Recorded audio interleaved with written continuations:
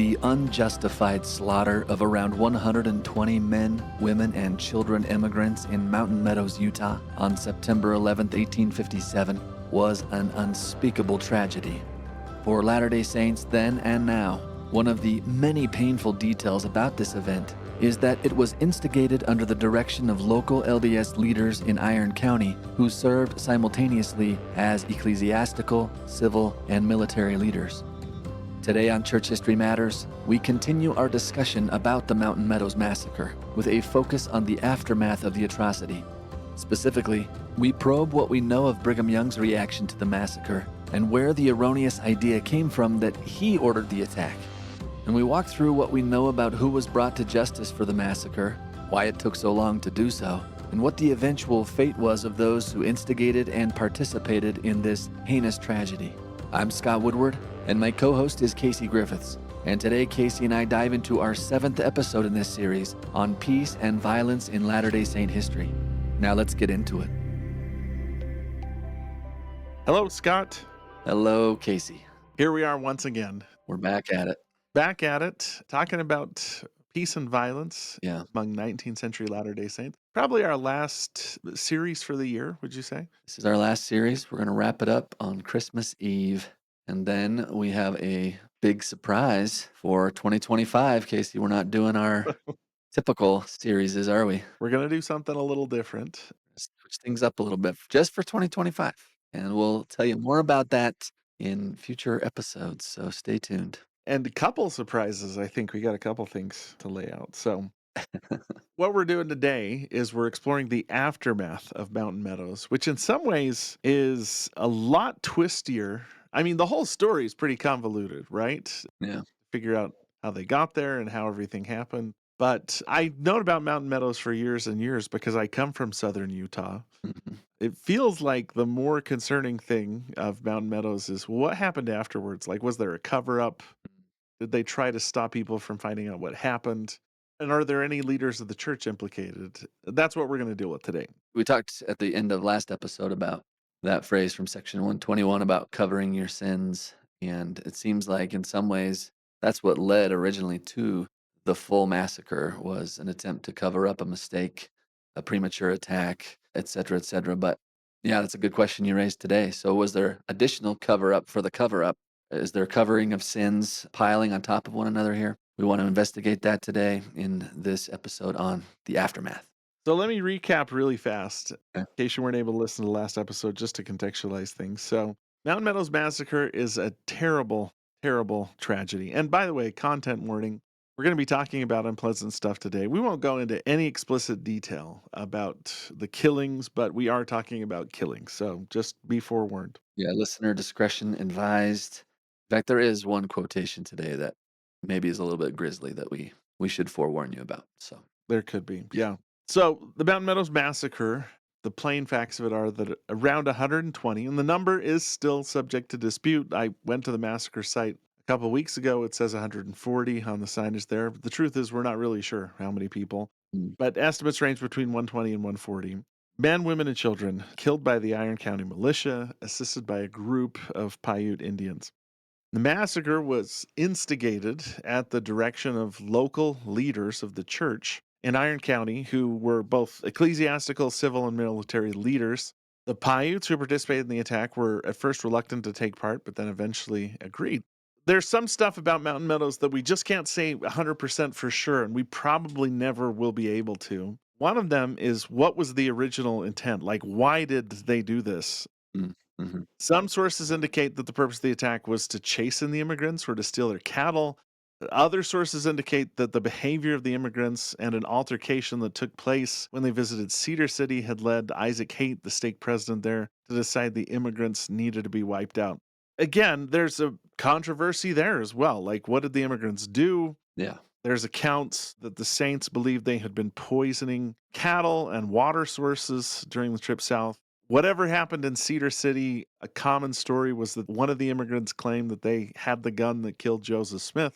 That they would return later and join Johnston's army to help finish the job on the Mormons. And just mean, derogatory, bad stuff. Yeah. Whether those things actually were said or not is super hard to piece together from the history because it comes after the fact, and he's come from people who, like John D. Lee and others, that we know were not always telling the full truth and trying to justify their actions, and so Yeah. it just makes it difficult to piece together exactly what was said and what provoked the Latter-day Saints so intense. But that seems to be the cluster of things that are said, right? That they were claiming to have participated in the murders of Joseph, or at least had the weapons, or might come back with Johnston's army, or whatever, whatever, whatever. But it's hard to piece it together for sure.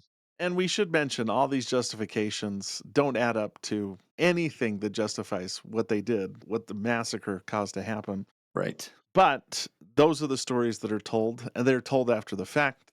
We have indications some of them did happen. Like there's a lot of sources that say they did surround Isaac Hate's house and threaten him Mm, after they charged an exorbitant price to have their grain milled and everything like that. yeah. There's things about the attack that we know also didn't go according to plan. The initial attack on the immigrants was planned for the Santa Clara Narrows, but John D. Lee instead led an attack on the immigrants at the Mountain Meadows, which was a popular place for travelers to rest and recuperate before they had to pass over the deserts of present day Nevada and California. So, was Lee impatient, impetuous? We don't really know. It's hard to say for sure. So yeah, whatever it was, he jumped the gun, Yeah, and that led to a cascading series of events of problems. yeah. Yeah, what's up with Lee? Nobody knows exactly why he attacked as early as he did. That was not according to instructions. But we know he's the on-site commander and he leads the attack.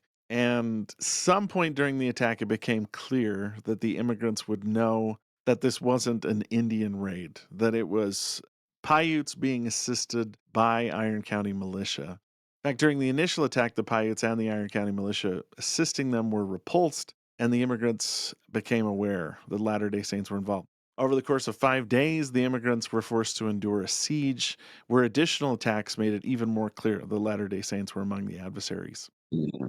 After several days, Isaac Haight, who hasn't gone to the massacre site, hasn't seen the attack, approaches William Dame, who's the commander of the entire Iron County militia. In that council, Dame and other members of the council were told the massacre was an Indian attack. The council makes the decision to send men to assist the immigrants and help them on their way to California.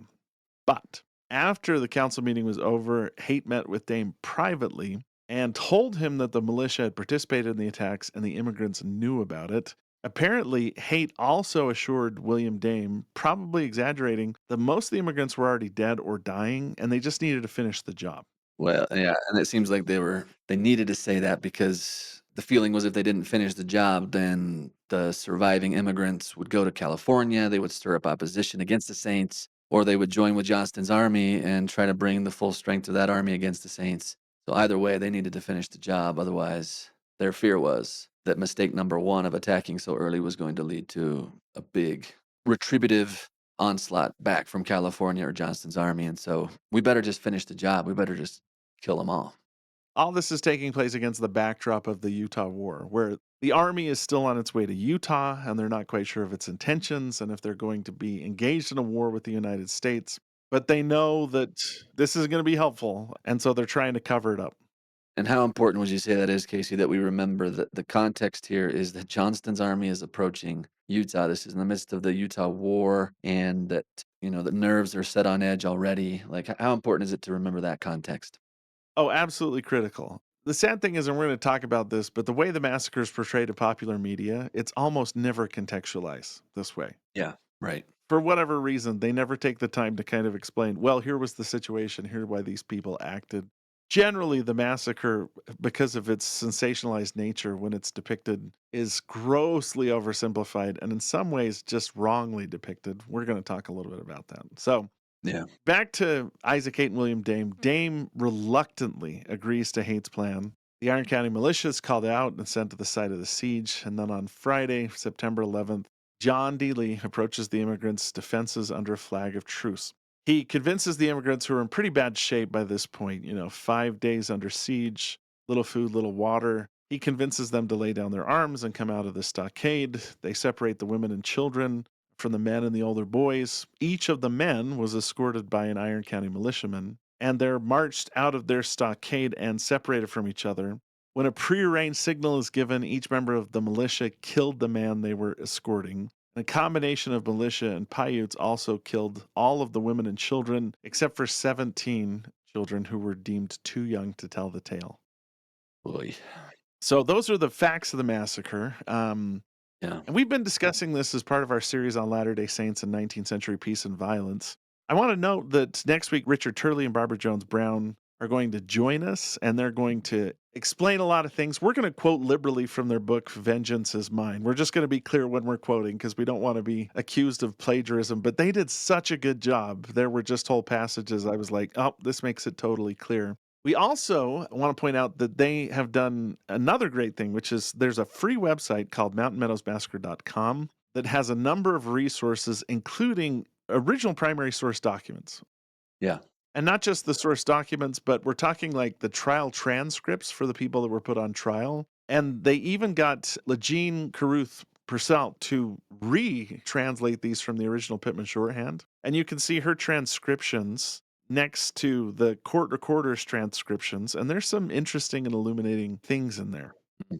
But borrowing from their site, and on their site, they've got a good brief summary of the history of the massacre. Rick Turley wrote this, and I want to use this to kind of set up our discussion today.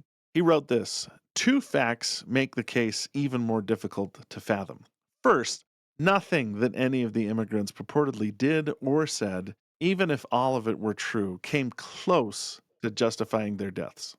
Second, the large majority of perpetrators led decent, nonviolent lives before and after the massacre. Mm-hmm.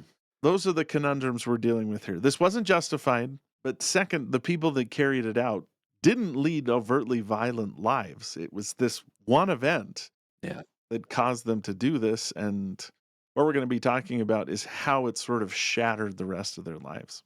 In fact, that leads us to our burning questions, all dealing with the aftermath of the massacre. And these questions would include the following. One, for Latter-day Saints, it's really important to know and understand, okay, what was Brigham Young's role in the massacre? Yeah. What did he know?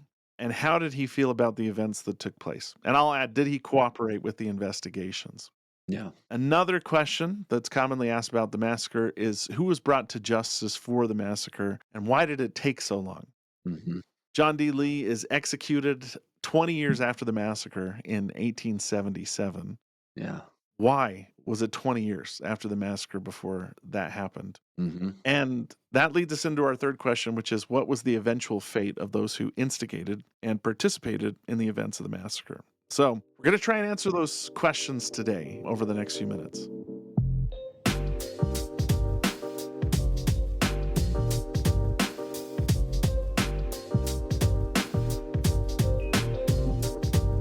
Well, let's start with that first one then. What was Brigham's role in the massacre and its aftermath? And we began to discuss this last week. We mentioned that there is not any evidence that Brigham Young ordered the massacre, though he did actually help create the kind of hysteria and atmosphere that set up the conditions for the massacre to occur, right? Because as we just mentioned, the massacre takes place against the backdrop of the Utah War, with a large force of United States soldiers approaching the territory, their intentions not fully known. Brigham Young and other church leaders were settling down for a siege and planning delaying tactics to slow the army down, which we mentioned in previous episodes. He also planned to enlist the American Indians in the territory as allies if they had to fight. And early on in the war, Brigham and other church leaders sought to stockpile resources for the siege. They backed off on their own efforts to curtail Indian harassment of immigrant trains through the territory, which had previously been their policy.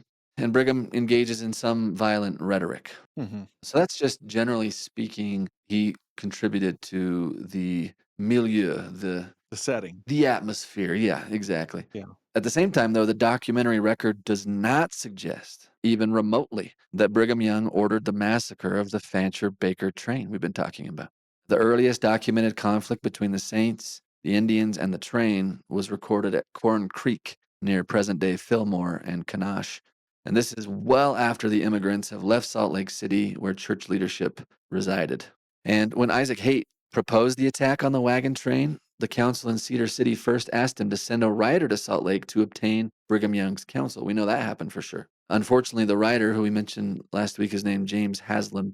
He left the same day that John D. Lee started the attack on the settlers prematurely, impetuously. And Brigham's reply doesn't make it back to Haight in time, right? A couple days later. But in the letter, we quoted the whole letter in its entirety last episode. We saw that Brigham expressly ordered the saints in the area to leave the wagon train alone. Further evidence of Brigham Young's non-involvement here is that after the massacre, there were exchanges recorded by participants in the massacre that signaled that the leaders who ordered the attack and the massacre did not have Brigham Young's approval. One of the militiamen, Bishop Philip Klingensmith, recalled Haight telling, quote, Colonel Dame that if he was going to report of the killing of the immigrants, he should not have ordered it done. Overhearing the dispute, Samuel Knight ascertained that no leader in Salt Lake had sanctioned that dastardly deed. Though cattle raiding by Indians and secretly their Mormon interpreters was part of Brigham Young's strategy for convincing Washington to pull back its troops, the murder of immigrants was not part of that plan. Still quoting from Vengeance is Mine. Mm-hmm. Had Young wanted his men to commit a massacre, Dame and Haight would not have argued over which of them would take responsibility for the atrocity, or whether to even report white perpetrators' involvement. Noticing the eavesdroppers, Dame and Haight lowered their voices to a whisper before falling silent. They finished their breakfast and climbed back on their animals, ready to inspect what lay south. Lee and other militiamen who had slept at Hamblin's ranch went with them to bury the dead. As the group rode a few miles deeper into the mountain meadows, the sun dawned, slowly drawing off the blanket of darkness from the forms on the ground. Strewn among the sagebrush were dozens of blood-spattered corpses. And here's where it gets a little bit graphic. Most of them children between the ages of 7 and 17. Here and there among them lay the twisted forms of their mothers and a few infants. The women and children's bodies were in almost every condition, Klingensmith said. Some throats cut, some heads smashed, some shot. They were scattered along the ground for quite a distance, as if they had been running for their lives when hewn down.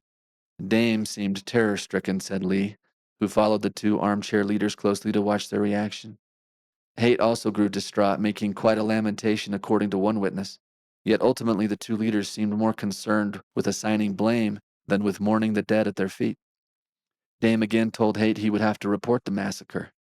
You know that you counseled it, Haight snapped back, and ordered me to have them used up. Dame reminded Haight of the intelligence now so obviously false that Haight gave him privately a few days before, that Indians had already slain most of the immigrants at their wagon corral. I did not think there were so many women and children, Dame pleaded. I thought they were nearly all killed by the Indians. Well, it's too late in the day for you to backwater, Haight said. You know you ordered and counseled it, and now you want to back out. Have you the papers for that? Dame demanded, hardening. Show the papers for that. You throw the blame of this thing on me, and I'll be revenged on you if I have to meet you in hell to get it, Haight shouted as Dame turned his back on him and walked off. Enraged, the leaders pulled themselves back onto their saddles and continued south. Close quote. Yeah. Ooh. What a passage, and what a picture that it's painting. There they are, Haight and Dame, standing amidst the bodies of these women and children and men that have been just brutally murdered, and now they're trying to decide who gets to take the blame for this. Yeah, and they use an interesting phrase here, which is these armchair leaders, because Mm, up to this point, Isaac Haight and William Dame have not visited the site of the attack. They ordered the attack, but they show up the day after and they see kind of the carnage that's laid out there. And just like Turley and Brown point out, it would have been really odd for them to have this argument if it had been planned from the beginning by Brigham Young. totally. Yeah. They're going back and forth. They're trying to assign blame. They're basically saying, like, you can't blame me. You're the one that pulled me into this. And that doesn't work if this was an order that came from someone higher up. 100%. But unfortunately, in the years following the massacre, I mean, this becomes a national scandal, and antagonists of the church are desperate to attach blame to Brigham Young for this atrocity. Several participants were indicted and given the opportunity to turn against Brigham Young, but none did. And as we mentioned a little bit last time, William Bishop, who served as John D. Lee's lawyer, wrote a sensational memoir entitled Mormonism Unveiled, where he actually charges that Brigham Young ordered the massacre. But the assertions that are made in Mormonism Unveiled don't actually match the court transcripts of the testimony that John D. Lee himself gave during his own trial. The original transcripts have been translated from Pittman's shorthand by Legene Purcell Carruth, as you mentioned earlier, Casey, and you can actually go right now to mountainmeadowsmassacre.com and compare those side by side. One last point I think is important too is that when John D. Lee was executed, he's actually given one last chance to implicate Brigham Young in the massacre. And according to witnesses at his execution, let me quote a little bit more from this. This is also in Vengeance is Mine. It says, quote, Lee spoke deliberately at times with few gestures, then rushed off into a humid style. Twice he said he had done nothing designedly wrong, repeating the phrase that had been his salve for nearly 20 years. My conscience is clear before God and man. I am ready to meet my Redeemer, he said. When he spoke of his family, his eyes moistened. Toward the end of his 5 minute speech, his voice became stronger. I do not believe everything that is now taught and practiced by Brigham Young. I do not care who hears it. It is so. I believe he is leading the people astray, downward to destruction. But I believe in the gospel that was taught in its purity and introduced by Joseph Smith in former days, he said. In the final moments of his life, unable to undo the atrocity that played out on the same site 2 decades before, or to face fully what he and his co conspirators had done, Lee clung to what, in his mind, was a last vestige of integrity. Even as he faced the firing squad, he resisted the pressure to charge Brigham Young with the massacre. Mm. Close quote. Which is interesting because, I mean, by this point, Lee had been excommunicated from the church. He's about to be executed. He had no reason to not implicate Brigham Young if he was guilty, but he never did. Even in his dying moments, he's saying, I disagree with what Brigham Young's doing in the church. That was the perfect chance to pull Brigham Young into this, but he does not. Because, again, from every angle that you investigate the evidence, Brigham Young was not involved. Yeah. But unfortunately, in recent years, even in light of all this scholarship, Casey, what's crazy is like popular media has continued to disregard the facts about the massacre. Like we mentioned, John Krakauer's book, Under the Banner of Heaven, it just openly states that Brigham Young ordered the massacre. So irresponsible, just ignores all the facts at hand. The miniseries based on the book also features the scene where Brigham Young orders the massacre.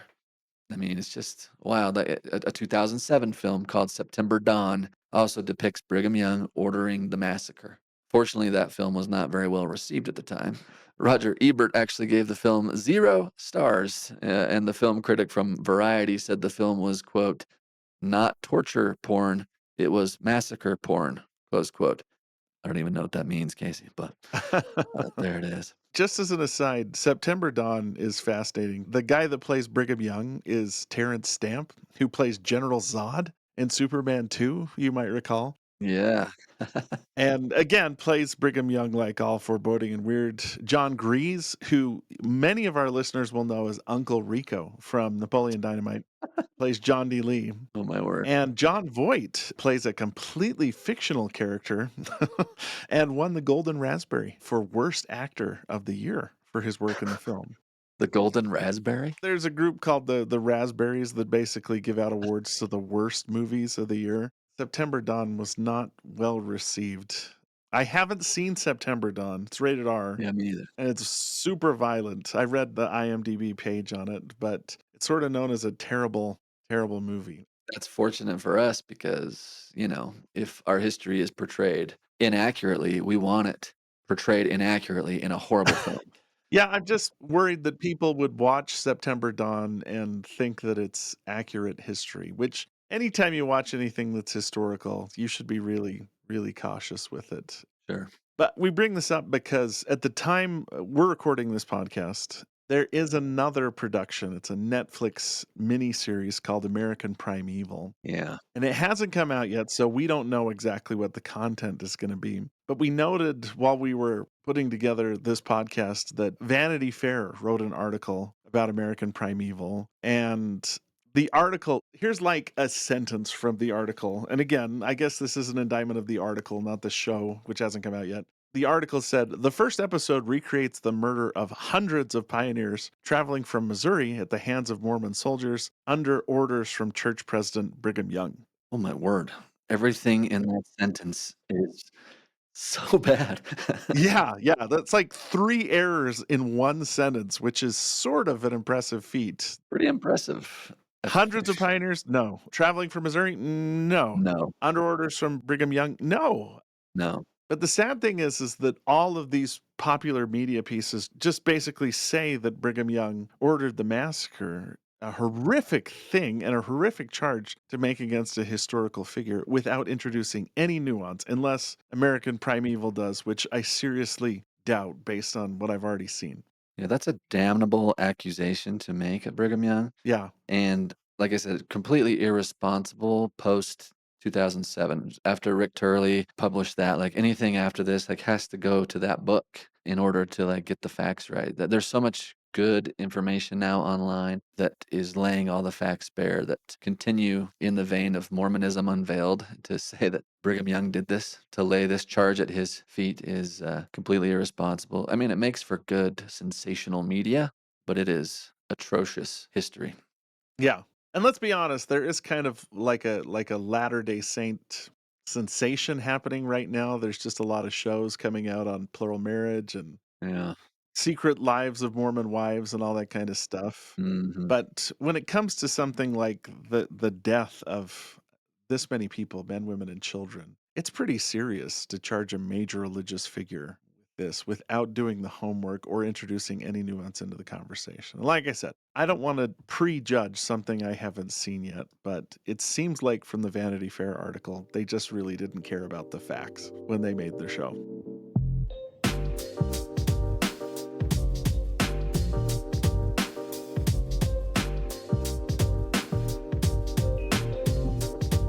Brigham Young didn't order the massacre, but a complicated set of questions is how did he feel about the massacre? Mhm. When did he know what he knew? While the evidence points towards Brigham Young not being responsible for the massacre, his legacy with Mountain Meadows is complicated, and we want to fully understand and contextualize this. So, Okay. here's what we know. Okay, Brigham Young finds out about the attacks while they're happening. James Haslam makes it to Salt Lake City. Brigham Young sends the order we read last episode telling them to leave the wagon train alone and then sends James Haslam back. Unfortunately, James Haslam makes it back on Sunday. The massacre takes place on Friday.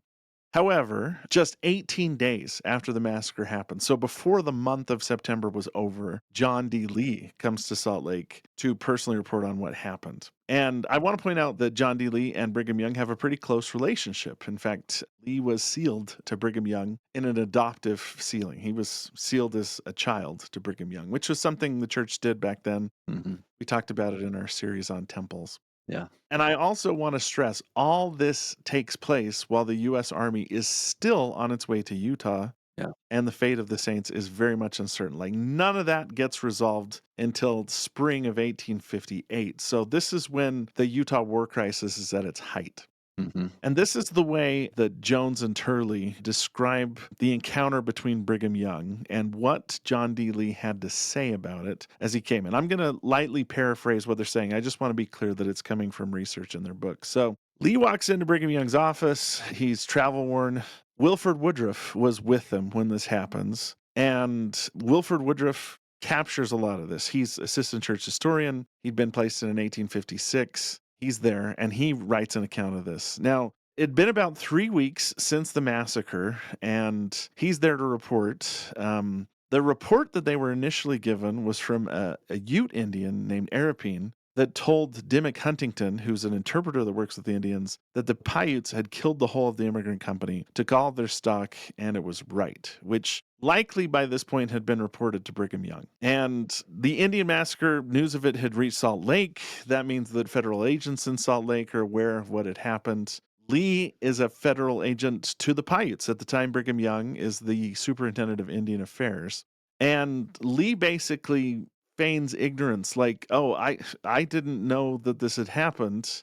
And he gives the wrong date for the crime. In fact, Mm. this particular incident causes the date of the massacre to be misreported for decades and decades. What would be the quote unquote benefit of Lee lying about the date? Like, how would that help? Lee's basically trying to imply that he came right away, Okay. like from the massacre. He's trying to depict himself as like an express writer that immediately went to Salt Lake Mm. to tell Brigham Young what had happened, even though it had happened 3 weeks earlier. And this, like I said, Yeah. causes a lot of confusion over the date that it takes a while to clear up. If he had told the right date, then that would have cast suspicion on the Southern Utah leaders. Why did you take so long to report it? Yeah, yeah. Yeah.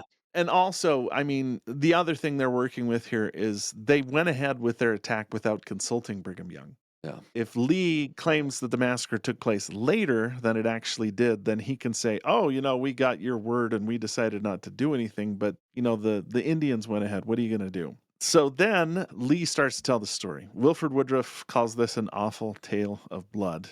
But Lee immediately starts to offer justifications. Like in the conversation, he tells Brigham Young that the immigrants belonged to the mob in Missouri and Illinois. The immigrants were actually from Arkansas. He said that as they traveled south, quote, they went damning Brigham Young and Heber C. Kimball and the heads of the church, saying that Joseph Smith ought to have been shot a long time before he was. And he knows that this is going to strike a nerve with Brigham Young, Yeah. that they're claiming, some culpability in Joseph Smith's death. Yep.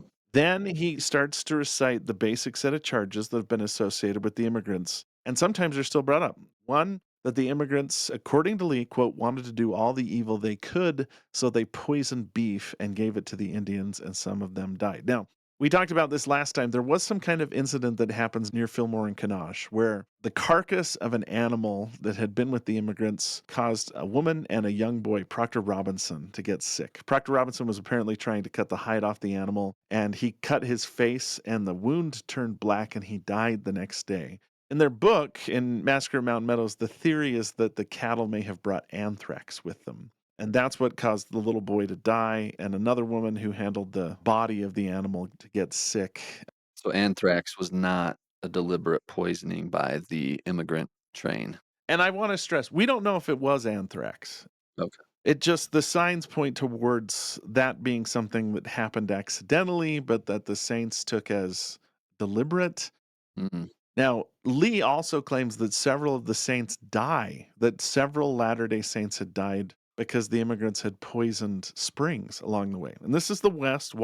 Fresh water is rare. Mhm. Saying the immigrants are poisoning water sources is another really, really serious charge. Again, it's very unlikely that this was true, mostly just because it probably isn't possible for them to have brought enough poison to have poisoned an entire water source. Like, these are springs, they're flowing creeks and things like that. It kind of boggles the mind, but Mm. this is what Lee's claiming. Lee also claims that what the immigrants had done had enraged the Indians, Mhm. and that's what caused the attack. Again, Lee's assertion is that this was completely the Paiutes, that they weren't involved at all. But when he tells the story, he says the Indians fought them for 5 days. They killed all their men, about 60 and in number. He doesn't mention that he or any of the Iron County militia were involved. He tells Brigham Young that the Indians rushed into the corral and cut the throats of their women and their children, except some 8 or 10 children, which they brought and sold to the whites. Again, Lies. doesn't mention that anybody from Iron County is involved. Yeah. Finally, he said the Indians stripped the men and women naked and left them stinking in the boiling sun. Mm. Whew. So he's giving this story and depicting the immigrants in the worst possible light. Then just putting it all on the Native Americans. These guys got what was coming to them, and they were more than justified. The Indians, he's saying, were more than justified in what they did. Yeah. Brigham Young stops him at a certain point and tells him that the story's heartrending and that immigration must stop, as he had before said. So maybe we shouldn't have allowed anybody to go through the territory because of what's happening. So here's the thing is it seems like John D. Lee was expecting Brigham Young to be like, well, what are you going to do? But rather in the conversation, Brigham Young expresses sorrow over what had happened. Mm. And that makes an impression on John D. Lee. So years later, John D. Lee writes in his journal, Brigham Young knew nothing of the Mountain Meadows Massacre until it was all over and very much regretted it when he had heard of it. And after he sees how Brigham reacts, he starts to express sympathy, Lee does, for the victims. But he also, he keeps pushing to try and make it sound like it's justified. Like, he says that he took some men and went to bury their bodies, that it was a horrid, awful job. But he continues to cast aspersion on the immigrants. Like, according to the sources we have, John D. Lee said many of the men and women was rotten from the pox, implying venereal diseases before they were hurt by the Indians. Mm. He also says openly that he didn't think there was a drop of innocent blood in their camp, Oy. that he had spoken with 2 of the surviving children and could not get but one to kneel down in prayer, and the other would laugh at her for doing it, and then he said that the children swore like pirates. Oh, come on, John. I mean, this is all really bad stuff. But then Lee claims that he took actions to protect other immigrants. He said there was another large company of immigrants, this is what Wilford Woodruff records Lee saying, who were also damning both Indians and Mormons. They were afraid of sharing the same fate, Brother Lee had to send interpreters with them to the Indians to try and save the lives, while at the same time they are trying to kill us. So he smears the immigrant train after the Fancher Baker party and says, yeah, they're just as bad, but I did everything I could to try and help them. And then finally, he says that the Indians took all the cattle, horses, property, guns, etc., from the party that had been killed, which just wasn't true. Yeah. The Indians actually later complained that they didn't get their share of the leftovers from the massacre, basically. Mhm. So the story that's told, and again, this is right in the middle of all the pressure surrounding the Utah War, was that these were horrible people, that they had threatened the saints, that they had actually acted in ways that had killed several of the Indians and the saints, Yeah. and that they basically deserve what they got, essentially. Not that any white men were involved in this. I mean, but, what happened, and some ways they Yeah. deserved it. Yeah. Mm. That's the story that Brigham Young is told. And that leads to this famous incident that people that want to indict Brigham Young in the massacre bring up again and again and again. The way the story is told, and it first shows up in Juanita Brooks's book, is that in May 1861, this is about 4 years after the massacre, Brigham Young is on a tour of the southern settlements, and he comes to Mountain Meadows, where by this point, soldiers from Johnston's army had gone down. They had reburied the bodies. A lot of the bodies were buried quickly and had been pulled up by wild animals. Men from Johnston's army had placed a large stone cairn over top of the bodies and a big cross. And on the cross, they had written, "Vengeance is mine, and I will repay, saith the Lord." This quote from the Bible. Yeah. According to Juanita Brooks, Brigham Young, seeing the makeshift monument, said that it should read, "Vengeance is mine, and I have taken a little." Mm. And then Juanita Brooks wrote, he didn't say another word. He didn't give an order. He just lifted his right arm to the square. And in 5 minutes, there wasn't one stone left upon another. He didn't have to tell us what he wanted done. We understood. So the story is that Brigham Young said, "Vengeance is mine. I've taken a little." And then he directed the people in his company to disassemble, to take down the monument, basically. So unpack that for us. Why is this used by those who want to make it seem like Brigham was involved? And how should we interpret this? I mean, first of all, parts of the story are true and parts of the story aren't true. Okay. So, for one part, Wilford Woodruff was traveling in the party with Brigham Young. And Wilford Woodruff is one of the best journal keepers in the history of the church. And Wilford Woodruff does that Brigham Young saw the cross and said, "Vengeance is mine, and I've taken a little." Okay. So that part's accurate. Yeah, that part's accurate. Several people in the settlements that they visited said that the story was repeated to them as well. So that part's probably accurate. However, the desecration of the monument appears to have come from a Levitt family lore. Juanita Brooks's maiden name is Levitt. Mm. Some of her ancestors were involved in the massacre, and this apparently is a story that had circulated among her family. When we look closely, it doesn't seem like there was any movement to desecrate the monument by Brigham Young's party. People that were there, nobody that was there, from Wilford Woodruff to Calvin Pendleton to George D. Watt, who's later excommunicated from the church, mentioned that the cairn, that the monument was desecrated at any time, or that Brigham Young gave a signal for its destruction. And in fact, a few weeks later, a man named Edwin R. Purple, great name, by the way, Purple. who's a non-Latter-day Saint. He's a mail agent, passed through the area, and he noted the appearance of the stones and the cross without giving any indications that it had been disturbed in any way. So Mm. part of the story is true. Part of the story probably isn't true. Is that cairn still there today? The monument at Mountain Meadows that exists today resembles the cairn. Okay. But unfortunately, there are other accounts that say that the cairn and the cross were vandalized sometime later, Mhm. though it doesn't appear to have happened by Brigham Young's party or at the instigation of Brigham Young. Okay. So the evidence indicates that Brigham Young did not order any desecration of the monument, but it seems like he also, by 1861, still believed John D. Lee's justifications for the massacre and still saw it largely as an Indian attack. So when he says, "Vengeance is mine, and I've taken a little," it seems from his perspective that if John D. Lee's account is true, then God apparently allowed vengeance to be taken via the Paiute Indians in order for some retribution on those who were involved in the killings of Joseph Smith or Yeah. the driving of the Saints from Missouri or Illinois. Yeah. He doesn't realize the actual facts of the matter yet. Yeah, and it seems like that's the popular narrative that starts to circulate in southern Utah too, because the monument is rebuilt and torn down several times. Mm.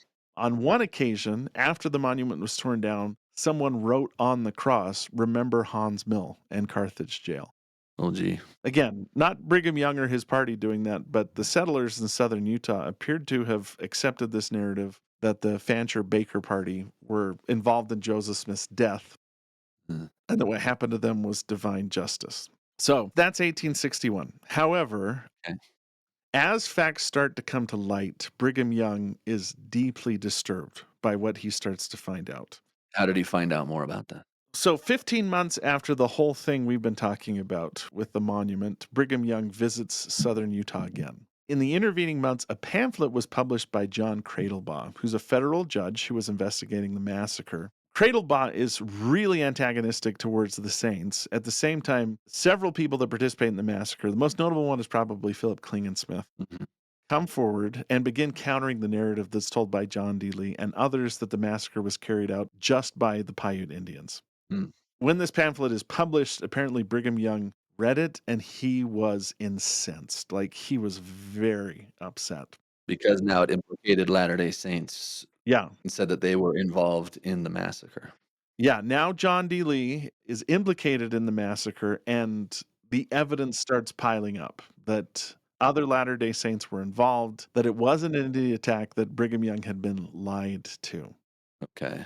So, 50 months later, this is April 1863, Brigham Young visits John D. Lee's settlement, and according to a journal account from someone that was there, he speaks with John D. Lee directly about what had happened at the massacre. And again, the backdrop here is that church teachings are that shedding innocent blood is among the most serious sins that a person can commit. Like, other Yeah. than denying the Holy Ghost, this is the most serious thing you can do. Possibly unpardonable. Possibly unpardonable, yeah. And according to people that were there, when Brigham Young speaks to John D. Lee about this, John D. Lee again tries to say, it wasn't me, it was the Indians. The journal account says President Young would not accept his testimony and at last said, John D. Lee, do all the good you can while you live, and you shall be credited with every good deed you perform. But in heaven, where God and the Lamb dwell, you shall never be. Ooh, ooh. Apparently, when the confrontation ended, Lee just went out and wept bitterly. So was it right after this that John D. Lee was excommunicated? He's not excommunicated until October 1870, and that is when the prosecutions, when the investigations surrounding it really start to kind of heat up. So that's like 7 years after Brigham Young found out about his involvement. Yeah. Okay. Yeah. And again, we don't know everything that we'd like to know, but we know that by 1863, Brigham Young was aware of what had happened and was very, very upset over what occurred. Again, this just speaks to Brigham Young not ordering or knowing that it occurred. Yeah. Now, I should note, at the request of his descendants, John D. Lee's membership was posthumously restored in 1961. Oh, And this is all complicated Southern Utah stuff. I'm not a direct descendant of John D. Lee, but I'm sort of like a tangential descendant. I have relatives that still have complicated feelings about this.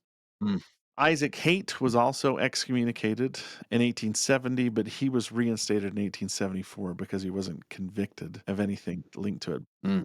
But as you'll see later on in our discussion, even after Isaac Haight is reinstated into the church, he has a complex set of interactions with people in southern Utah who know what really happened and are not okay with what occurred.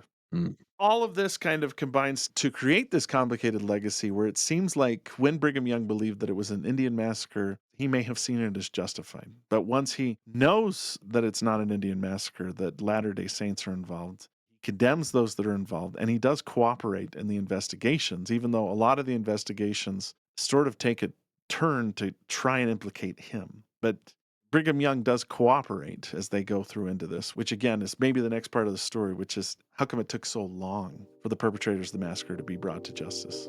Yeah.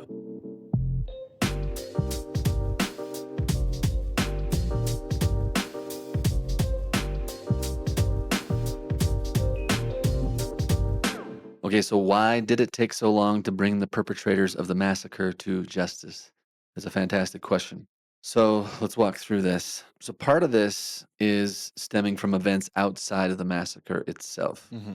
right? So the turmoil surrounding the approaching army in 1857 was not resolved for several months after the massacre. as the events of the Utah War were resolved. When the Army settles at its headquarters in Camp Floyd, about 40 miles south of Salt Lake City, an uneasy peace set in. A detachment from Camp Floyd visited the site of the massacre and reburied bodies that had been disinterred by wild animals. And they're the ones that built that stone cairn and cross that we were just talking about. But all of this was interrupted when the American Civil War broke out in 1860. Mhm. And really, if we want to talk about like the number one reason this takes so long, in just a nutshell, that's it: Civil War. So Camp Floyd was abandoned as most members of the Army left to go travel back east to fight in the conflict there. Albert Sidney Johnston, the commander of the Army, he joins the Confederacy. He'll die in battle against Ulysses S. Grant, actually, at Shiloh. And in the years that follow, the truth only comes out gradually. That's another factor here. The massacre was, it turns out, a community crime. The militia were acting under orders. So James Buchanan also announced a general amnesty for everyone involved in the Utah War. And so that muddies whether anyone would be punished for the massacre because of their role in it, right? As militia were acting under orders. Some federal officials were frustrated because other judges in Utah refused to reach out to the church to ensure their cooperation in the investigation. Jacob Forney, who replaced Brigham Young as the superintendent of Indian Affairs in the Utah Territory, was exasperated by the judges because of their approaches to the saints. In fact, he wrote this. He said, "Certain parties here who talk loudest did not make a proper effort to bring to trial the Mountain Meadow offenders by refusing to hold court within a reasonable distance of the parties and witnesses." He said court refused to accept the services of the territorial marshal who proposed to apprehend the supposed guilty and refused $1,500, which were offered by William H. Hooper, delegate to Congress from Utah, to aid in defraying the expenses. And he says, "And I had the assurance of several leading Mormons that the supposed guilty should be arrested, and I had no reason to doubt their sincerity.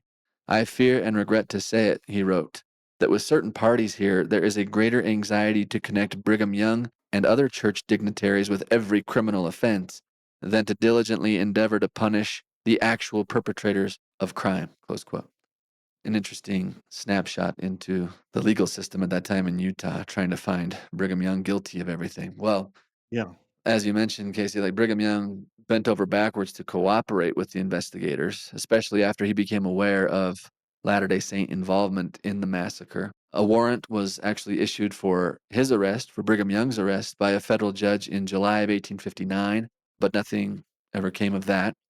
Later in July of 1875, Brigham Young was called to Beaver, Utah, where the trial was being held, to attend proceedings and to give evidence. That same month, he was deposed, and Brigham answered questions related to the massacre and denied any role in planning it. Ironically, justice for the massacre was probably delayed because federal officials were waiting on those involved in the massacre to implicate Brigham Young, which none of them ever did. So, a couple things there, right? We got Civil War. We've got this weird amnesty thing where we're not sure whether or not those who are acting officially as militia can be indicted for this. Then we've got kind of a rigged system against Brigham Young through the system of judges. They're trying to go after him rather than trying to find the people who are actually involved in the crime, and just a fumbling series of events that lead to such a long delay Yeah. in bringing anyone to justice for this. Yeah, and Brigham Young, it becomes kind of this national media sensation, the trials do and everything. Mhm. Brigham Young is interviewed by the New York Herald on May 6, 1877. He's asked if orders to kill the immigrants came from church headquarters. Brigham Young's answer, "None that I have any knowledge of, and certainly none from me. I would have gone to that camp and fought the Indians and white men who took part in the perpetration of the massacre to the death, rather than such a deed should have been committed." Mm. And another cool quote that's found in Vengeance's Mine is Apostle Amasa Lyman. He's another church leader that condemns the massacre once it's known. Uh, He gives a speech where he rebukes church members, saying if they suppose that the kingdom is to be built up by shedding blood, they were mistaken, though some that had great taste for shedding blood might have gratification. But they would never gain salvation by such a course. And then this classic quote, "The best way to avenge the blood of the prophets was to take a course to diminish the power of the devil." mm. So church leaders condemn this, but I mean, prosecutors are out for blood. Ironically, Their attempts to include Brigham Young may have lengthened the investigation and the term of punishment and caused it to go on for longer than it would have under normal circumstances. Yeah. And that leads to, I guess, our next question, which is okay, after they are doing this investigation, why is it that John D. Lee is the only person who's ever really punished for his role in the massacre, Casey? Yeah. So some of the people that are indicted for their role in the massacre, like Isaac Haight and John Higbee, go into hiding. Mm. They go into hiding and they avoid the federal officials long enough that eventually they give up. Others, like Philip Klingensmith, turn state evidence to avoid prosecution. It was also really difficult to prosecute Isaac Haight and William Dame because they didn't directly participate in the massacre. They just ordered the attacks in the massacre, and it was easy for them to dodge. For instance, William Dame was arrested in 1874, and he was held for 2 years, but was released because of insufficient evidence. Mm. John D. Lee, on the other hand, was put on trial twice. His first trial ends with a hung jury, but in his second trial, Lee was found guilty. And you can read these court transcripts. I've read the end transcript of his second trial where the judge explains and it gives him several methods of execution. Lee chooses death by firing squad. Boy. So Lee is executed in dramatic fashion on March 23rd, 1877. And all throughout the trial and everything, he keeps saying that he's innocent. He Mm. said, I was innocent, quote, of ever doing anything designedly wrong in the affair. He also noted, it seems I've been made a victim must be had. I'm the victim. I'm sacrificed to satisfy the feelings, the vindictive feelings. Or in other words, I'm used to gratify parties. So Lee depicts himself kind of as the scapegoat, right? As we learn the details of what happened, it does seem like he was the impetuous guy that's rushing in and starts killing before even the planned attack was supposed to occur, right? I mean, he does seem to be the guy that led the charge. He led the charge, and the accounts of the actual killings themselves, which are really graphic, and we're not going to mention here, implicate Lee over and over and over again in the most grisly murders that took place there. Hmm. So I want to mention a personal connection. The trial takes place in Beaver, Utah, where my mom and dad are from. Uh-huh. Just up the road from my grandma's house, actually, are the remnants of Fort Cameron, which was a military installation built in Beaver because of the Mountain Meadows Massacre. That's where Lee is being imprisoned. Hmm. And they wake him up and they basically say, it's time. And they start to march him to the site. It takes 2 days to get to Mountain Meadows from there. And along the way, word spreads that the execution is going to happen. And it turns into kind of a media circus. Hmm. Ironically, Brigham Young's in St. George attending a conference when word comes that they're going to execute John D. Lee. And Brigham Young asks several people to go and witness the execution for him. He doesn't go himself. Hmm. This is Turley and Brown's descriptions of Lee's final moments. He said, in his final moments, Lee worried about the fate of his body. Let them shoot the balls through my heart, Lee urged the officer. Don't let them mangle my body, he begged, at the site where beasts tore the victims' bodies after the massacre. His hands left free, Lee clasped them above his head and braced for impact. Those standing near the condemned men stepped aside, and Marshal Nilsson moved a short distance southwest. At exactly 11 o'clock, he gave the command, ready, aim, fire. Guns flashed, sending hot lead into Lee. Some of the bullets passed clear through, cutting ridges into the ground behind him. Lee fell back against his coffin in his final oblivious sleep. So, Yikes. what a scene. Like, he's taken to the massacre site. He's allowed to make that final speech that you referenced earlier. Uh-huh. And then he's executed at the massacre site. He's buried in Penguich, by the way. My aunt, my aunt sent me a picture of his headstone, like Mm. just to encourage me as I'm doing this. So Thanks. Thanks, Aunt. thanks, Aunt Nan, Aunt Vic. I appreciate it. Shout out to my Aunt Nancy and my Aunt Vicky. Oh, man. So what happens to everybody else who was guilty of involvement in the massacre, like including Isaac Haight and William Dame? Did they just get off completely scot-free, or what happens? So 9 people are indicted for the massacre. 5 are arrested. That's John D. Lee, William Dame, Philip Klingensmith, Elliot Wilden, and George Adair. And the Okay. ones that we know the most about are Klingensmith, Lee, and Dame. But we've got to talk about Isaac Haight because he's the one whose fingerprints are all over everything. Yeah.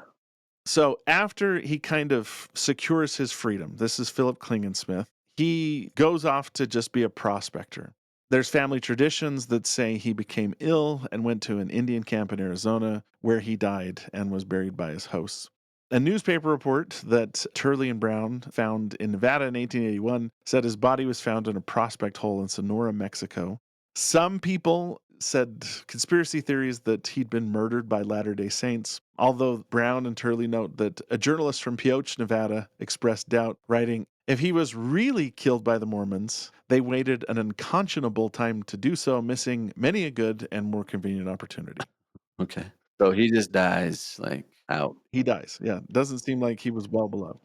William Dame, who's, again, just to recap, the guy who orders the final massacre but is horrified when he gets there and sees what had actually happened. He had been fed misinformation. Well, he'd been fed misinformation at first, and then lesser. He was told that they knew what was happening, but Isaac Haight basically said, "Yeah, they're almost all dead anyway. We just have to finish the job." Which is more misinformation. More misinformation. And then that horrible sight when Dame and Haight tore the massacre site, and Dame just keeps saying, "I didn't know there were this many. Yeah. What are we going to do? I have to report this." Okay, so he is arrested, spends 2 years on trial, but is let go because of insufficient evidence. Okay. Josiah Rogerson, who's the one who makes the transcripts for John D. Lee's trials, visits William Dame and reports that at the time that he visited him in 1884, Dame had suffered a stroke, that he was really struggling. Rogerson writes he winced and weakened under the charges as he was bringing them up. Rogerson urges Dame to basically give a statement under oath that would be kept confidential until his death, explaining his side of all that took place, including what was said between Haight and he on the pile of posts near his barn, the so-called Tan Bark Council that we've been mentioned. Mm-hmm. Rogerson later said he sat confused and somewhat thoughtful for a few moments. Sad to relate, he replied to all of our pleadings like the reserved Dame that we had always known him to be. "My days are numbered," Dame said, "and I do not care to say anything more about this matter than I have said on one or two occasions. That Brother Haight misunderstood me, and that John D. Lee was advised and requested to do all that he could to keep the Indians off till answer came back from Governor Young. I am willing to be tried when I get across the river, and am willing that our Father be the judge." Rogerson said we couldn't get another word of admission from him, and a month or so after our interview, a second stroke took him across the river. Across the river sounds like code for into the spirit world. Okay. Got it. Yeah. So that's William Dame. The other two, George Adair and Elliot Wilden, their cases were dropped for lack of evidence. Mm-hmm. Both men talked to others about the atrocity, but they always depicted themselves as minor players and didn't mention that they killed anybody. They're just members of the militia? Yeah, they're members of the militia that are involved. Okay. Besides John D. Lee, the person who's most involved in the massacre but isn't actually at the site is Isaac Haight. Yeah. Like, most sources point towards Haight being the person who ignored the council of Cedar City, said that they've got to attack them anyway. He's the one that fed Dame the inaccurate information. He gives Dame the fake information, says that Mhm. everybody's already dead anyway. Haight goes into hiding, basically stays underground until the heat dies down a little bit. He's on the move for a lot of his life. He moves in with a son and a daughter in a settlement near the San Juan River in New Mexico. And eventually he comes back to southern Utah, comes back to Tuckerville. Mm. But not to a warm reception. Just a couple days after he gets back to Tuckerville, Charles W. Penrose, who's a newspaper editor, gives a speech in Salt Lake about the Mountain Meadows Massacre that creates kind of a response from the Salt Lake Tribune. Both accounts mention Haight's name and kind of stir up public feeling against him. Mm.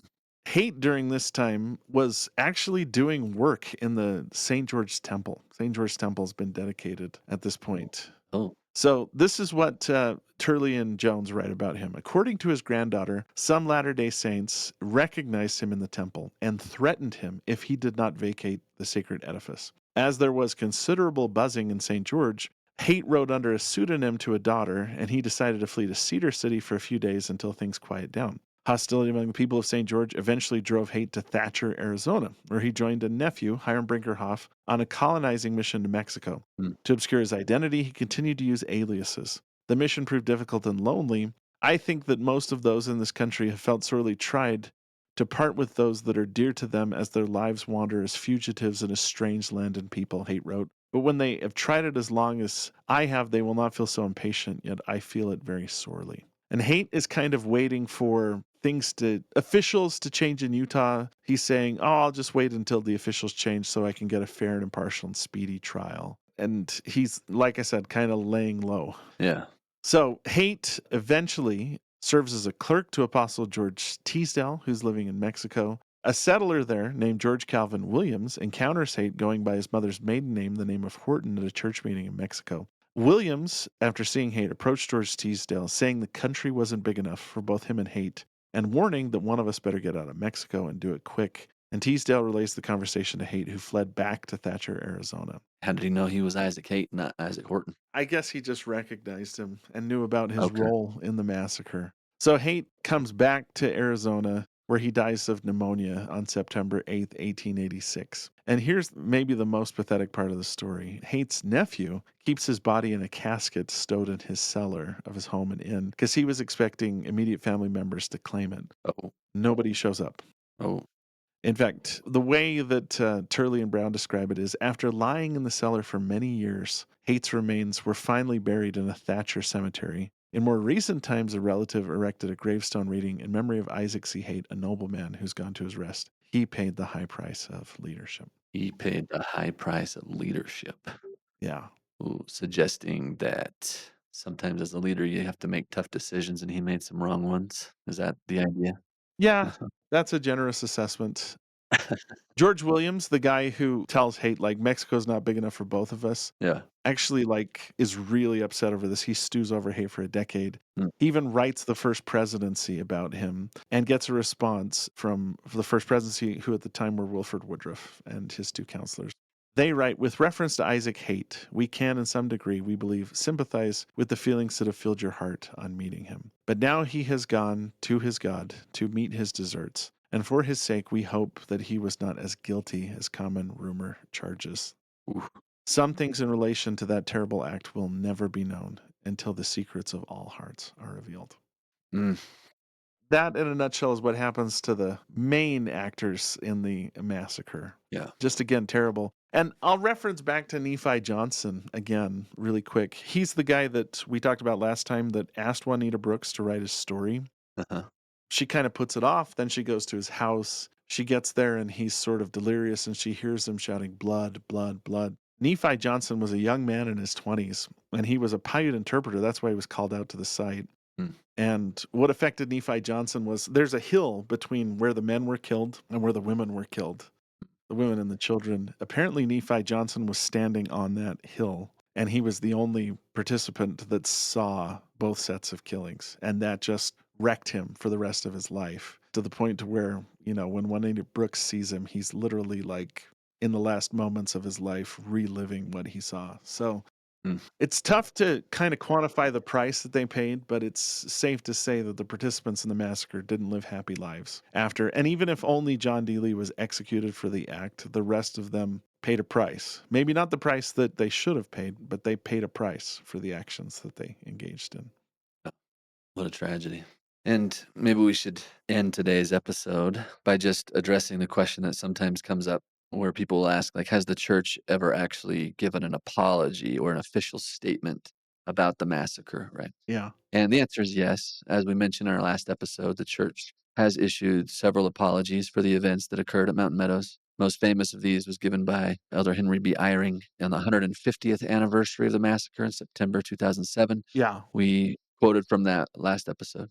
Hmm. Another touching apology, I think, occurred back in 1990 when Rex E. Lee, who is a descendant of John D. Lee, who was then serving as president of BYU, he actually held hands with descendants of the survivors of the massacre, and he thanked them for their Christian-like willingness to forgive. Later in the 1990s, President Gordon B. Hinckley toured the massacre site with Benjamin Pickles, who's an archaeologist and head of historic sites. He was distressed at the condition of the site, and he later invited descendants of the survivors to meet with him and to offer their input into a new memorial. That new memorial was then dedicated by President Hinckley in 1999. That's church leaders doing the best that we can do now. None of us were involved. None of them were involved, but it's such a blot on our history, and appreciate the efforts that have been made by leaders of the church and members of our church to try to help ease the pain and suffering of those who are affected by this story, by the descendants of those who survived, some of those children, those 17 children, the relatives of those who were murdered. I mean, it's a pretty wide net of people who were impacted by this, Casey. And I think our church has done a pretty good job, as best as we can do, raising monuments and publicly apologizing and meeting with the descendants of those who were massacred to try to do our best to heal some of these wounds. But Yeah. Next week, we're going to be sitting down with Rick Turley and Barbara Jones Brown, yeah, who are two of the key figures in not only telling the story of the massacre honestly and openly. I mean, we've been quoting a lot from their book here. It's really, really well put together. yeah, But both of them participated in the healing process.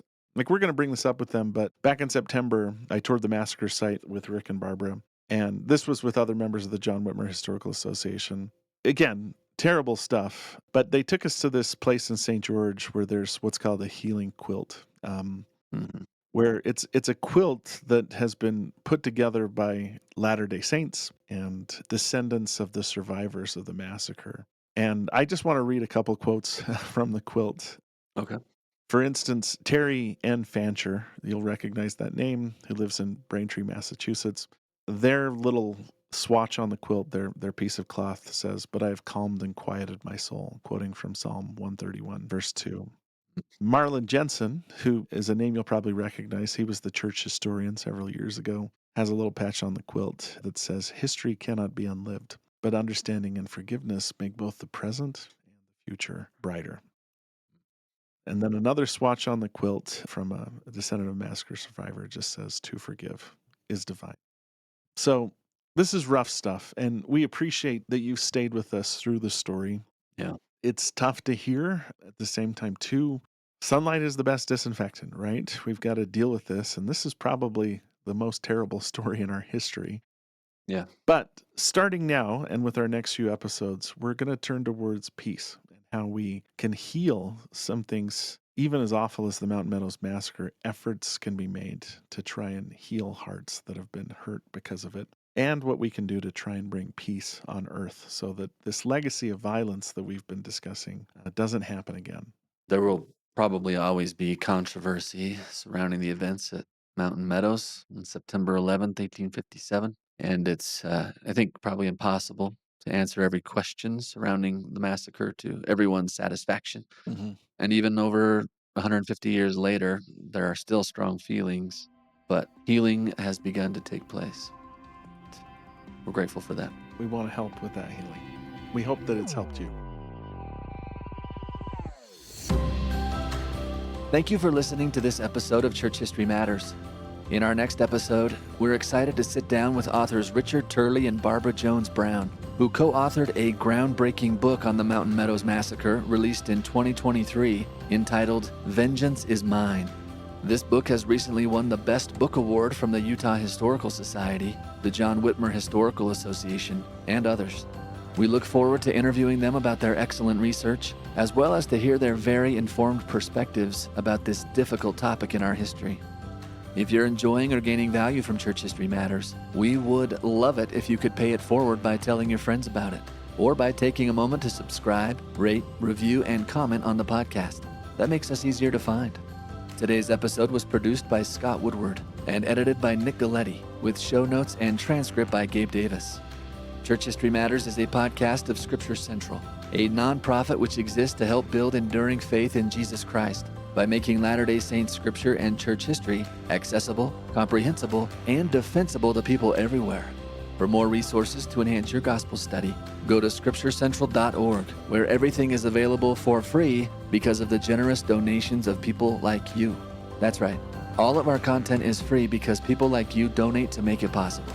So if you're in a position where you're both willing and able to make a one-time or ongoing donation, be assured that your contribution will help us at Scripture Central produce and disseminate more quality content to combat false and faith-eroding material out there in the digital marketplace of ideas.